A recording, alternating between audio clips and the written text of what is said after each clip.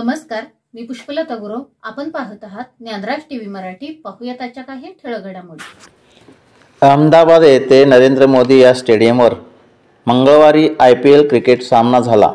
यामध्ये बंगळुरूला प्रथमच विजेतेपद मिळाले.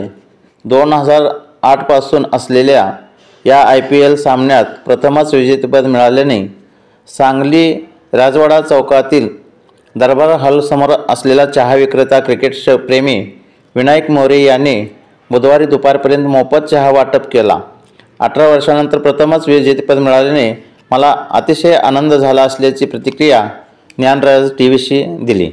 नमस्ते, माझं नाव विनायक मोरे. माझ्या इथं राजवाड्यात दरबार हॉलपाशी चहाचा गाडा आहे आणि RCB काल कप जिंकल्यामुळं 18व्या सीझनला आज पहिल्या दिवसातला पहिला चहा माझ्याकडून सगळ्यांना फ्री देण्यात येणार आहे 12 वाजेपर्यंत.